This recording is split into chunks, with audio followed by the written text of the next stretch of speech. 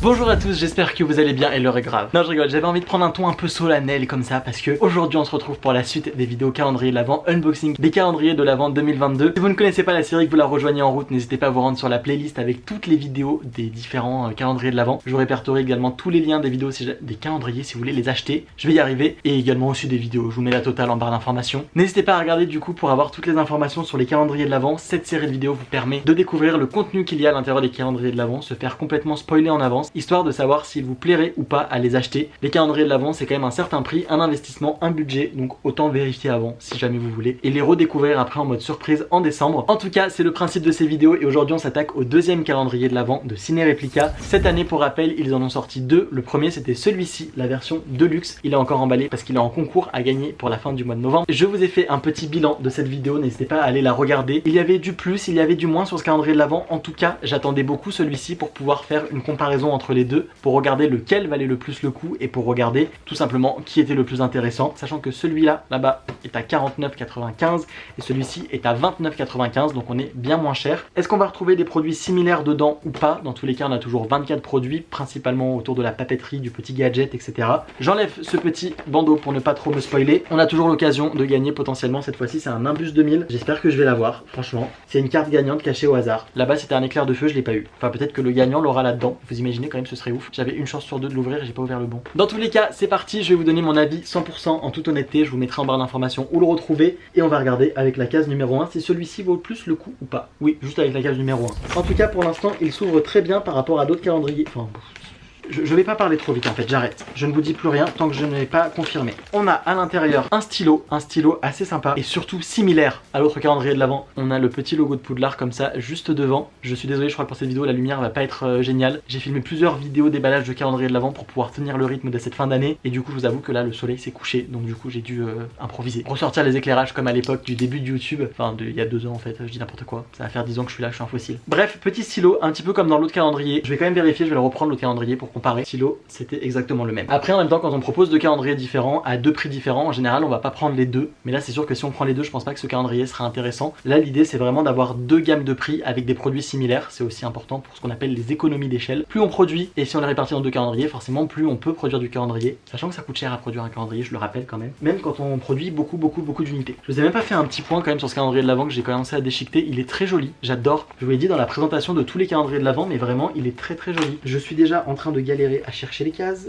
Est-ce que du coup quand on l'ouvre une fois par jour, vu que je ne connais pas ça, on anticipe pour le jour prochain et on cherche la case suivante? Parce que là vraiment je me sens nul. Alors soit on a oublié la case numéro 2 ou soit je suis vraiment teubé. C'est bizarre, j'ai l'impression qu'on a un espèce de film plastique avant les cadeaux, comme un truc de protection. C'est un peu bizarre. Oh c'est trop mignon. Oh c'est trop chouette. On retrouve une cravate qui s'attache directement, elle est directement toute faite avec le petit logo Poudlard juste ici. Et en fait la cravate s'attache comme ça. Et on a la petite cravate ici. Je trouve que c'est une bonne idée, c'est très sympa. Je trouve presque une cravate ça fait de luxe. Je sais pas ce que vous en pensez, mais bref, en tout cas, ça c'est original et ça n'était pas dans l'autre calendrier. Je vais mettre d'un côté les produits qu'on avait déjà dans l'autre et ici les nouveaux. La case numéro 3, elle est toute petite, elle est juste ici. Et pareil, on a toujours ce film plastique entre les deux. Est-ce que c'est de la surprotection? Je sais pas, mais du coup, c'est pas pratique. Ça y est, je l'ai. Il s'agit du coup d'un tampon. On en avait déjà eu un dans l'autre calendrier, si je dis pas de bêtises, mais non, peut-être pas celui-ci. C'était dans l'autre calendrier de l'Avent. J'en ai ouvert tellement que je sais plus. Bref, dans tous les cas, c'était dans celui-là. C'était pas le même logo parce que là, on a un petit vif d'or très sympa. Je vais mettre un coup de tampon ici. Alors c'est du carton donc peut-être que ça marque pas. Il faut bien appuyer mais j'ai l'impression que ça a un peu séché.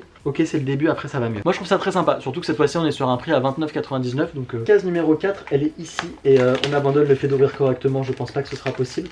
Et vous voyez il y a cette espèce de cellophane, je sais pas si c'est fait exprès ou pas. On a un petit quelque chose assez original et que je trouve très sympathique. Vous êtes fan de bullet journal, d'organisation, on retrouve en recto verso comme ça des petits post-it avec les différentes maisons et vous voyez qu'il y en a plein pour s'organiser, pour écrire, pour ajouter. En tout cas pour noter une page, je trouve l'idée très bonne. Honnêtement c'est original, on n'avait pas non plus dans l'autre calendrier de l'Avent, donc j'ai été très mauvaise langue, c'était juste le numéro 1 qu'on avait déjà. Et je trouve que ça change en termes d'originalité de calendrier de l'Avent, vraiment purement papeterie. On ouvre la case numéro 6 et on retrouve une règle, je comprends pas, ce plastique par dessus, je suis désolé c'est la dernière fois que je vous le dis mais c'est pas pratique pour sortir les produits. On a une règle en mode Onedux cette fois-ci, avec des petits bonbons, je la trouve très sympa, très cute, très mimi, presque un petit style kawaii, enfin je sais pas si on dit comme ça mais franchement très pratique. Et de nouveau c'était une nouveauté. L'assiette elle est ici en plein milieu. Il s'agit d'une gomme, je me rappelle l'année dernière il y avait déjà eu plusieurs gommes et elles étaient toutes méga jolies, je ne les ai jamais utilisées. Et cette fois-ci on a une gomme retourneur de temps et franchement y a pas à dire, je la trouve méga classe. Elle est trop jolie. Oh, j'ai plus de batterie. Je vais ouvrir le numéro 8, je vais devoir vous mettre à charger. En plus le numéro 8 est très sympa, on est sur un petit bracelet. Il est assez original, regardez-moi ça. On a la petite lettre à Poudlard, mais en mode... comme j'aime, c'est-à-dire assez sobre, assez discret, distingué. Ce bracelet est distingué, voyez-vous. Et c'est encore une nouveauté qu'on n'avait pas dans l'autre calendrier de l'Avent. Donc je suis très content. Il m'a l'air de bien valoir le coup, ce calendrier de l'Avent à 29,95. Je vous mets à charger, je reviens. Me voici de retour du coup avec un tout petit peu plus de batterie pour terminer cette vidéo. Je vous avoue que j'ai déchiqueté l'intégralité du calendrier de l'Avent pour sortir tous les produits. C'était plus simple comme ça, on perdait pas de temps à mettre tout le cellophane. On commence avec le numéro 9 qui était là-dedans, un petit peu comme celui version Deluxe. On a à l'intérieur ce fameux ballon.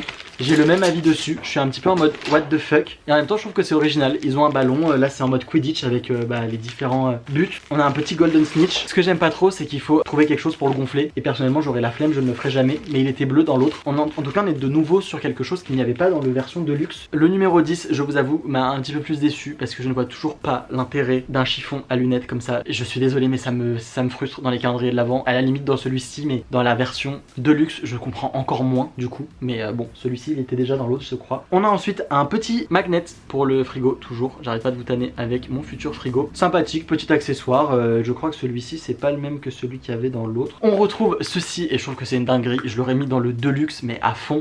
C'est un mètre, genre vous avez littéralement les mesures là si vous êtes comme moi en train de déménager, c'est hyper pratique. Et c'est en mode 9/3. Donc vous avez le petit 9/3 et vous pouvez tout mesurer.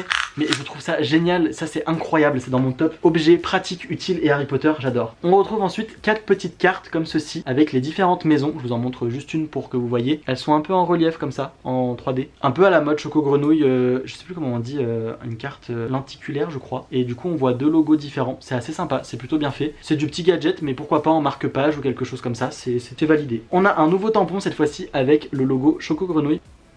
Je sais pas trop dans quel sens elle est. On retrouve quelque chose que j'ai adoré dans l'autre calendrier de l'Avent et il n'est pas que dans la version Deluxe, il est dans les deux versions. Il s'agit du coup des Lorgno Spectre de Luna Lovegood. Il suffit comme les autres de rajouter les petites branches à l'intérieur ici et vous constituez du coup vos propres lunettes. C'est exactement le même que l'autre, je comprends parce que ça doit être un des objets qui leur a coûté le plus cher à fabriquer, qu'il l'ait mis du coup dans les deux calendriers. En vrai sur un objet comme ça me gêne moins parce que vraiment je le trouvais trop cool et je pensais qu'il serait uniquement dans le version Deluxe alors qu'en fait ils ont réussi à le mettre dans les deux. Donc franchement c'est très chouette. Mais du coup il va de ce côté. On avait ensuite un petit pins comme ça avec les lunettes de Harry, pareil sans présentation, sans page, enfin juste le pins comme ça tout seul, moi j'aime un petit peu moins. Ça j'ai pas complètement ouvert parce que j'ai essayé de comprendre ce que c'était. Je crois que c'est des mini stickers. Vraiment encore une fois je trouve que ce petit calendrier de l'Avent, si on fait du bullet journal ou qu'on a envie de faire des petites décorations Harry Potter en papeterie, il est génial pour décorer comme ça une page de bullet pour un petit journal intime ou quoi, c'est génial, une petite mandragore là j'adore. On retrouve ensuite une chiffonnette, je vous avoue que je ne comprends pas trop, on est dans l'esprit chiffon à lunettes mais un peu plus grand, on dirait vraiment un essuie-main. Je sais pas si ça en est l'utilité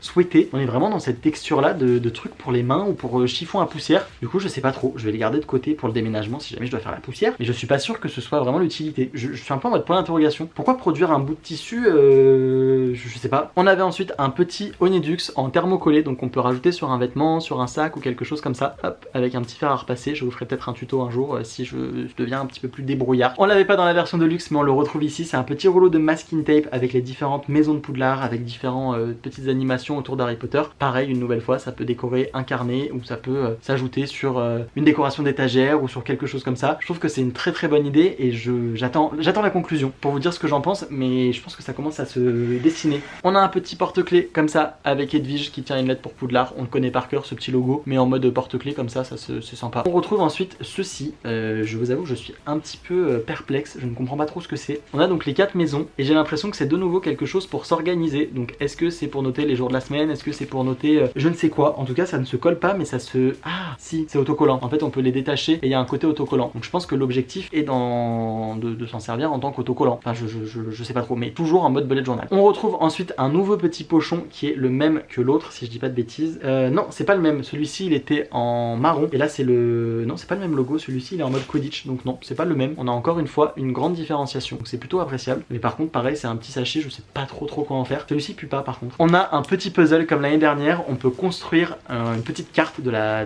carte du maraudeur tout simplement. C'est plein de petits puzzles comme ça, c'est un puzzle très simple à faire, très rapide. Je vous le ferai quand je ferai une vidéo sur Instagram ou sur TikTok du calendrier de l'Avent, parce que je vais vous faire des petites vidéos à chaque fois du contenu de chacun. Je le garde pour ce petit format, mais j'adore l'idée. Et enfin le dernier produit, comme chaque année avec Ciné Réplicas sur le calendrier de l'Avent classique du coup, il s'agit d'une paire de chaussettes, c'est une grande paire de chaussettes comme ça, et je pense que c'est un des objets qui coûte le plus cher à fabriquer. On a des petits logos des différentes maisons, on a le mot Hogwarts, Poudlard qui est inscrit. Il me semble que c'est pas du tout les mêmes paires que celles qu'il y avait dans les 3 autres, non. Donc ça fait 4 paires différentes de chaussettes produites parce qu'on ne les avait pas dans les précédentes, dans la version de luxe, donc elles sont vraiment exclusives à ce calendrier là. En tout cas ce que je peux vous dire c'est qu'on a uniquement 3 produits qui sont similaires entre les deux calendriers de l'Avent, et ça franchement bravo à Ciné Réplicas, parce que ça peut être la facilité de produire des produits en plus grosse quantité, les mettre dans les deux. Donc franchement je salue complètement le fait d'avoir bien différencié. Cependant je trouve personnellement que celui-ci vaut le coup à 100%. En mode papeterie, en mode décoration, en mode petits objets comme ça, pour 29,95 €, je le trouve plus intéressant que l'autre et je préfère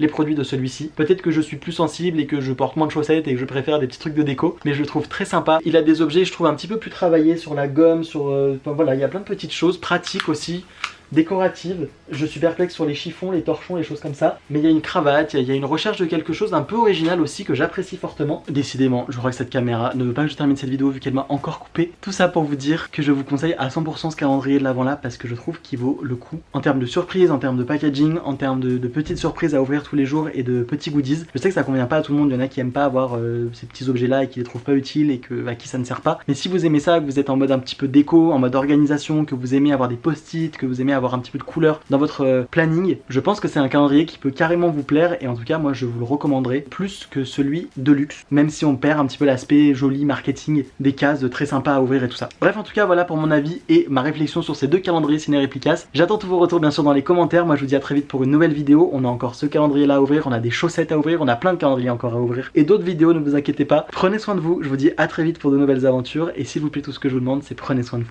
Ciao ciao.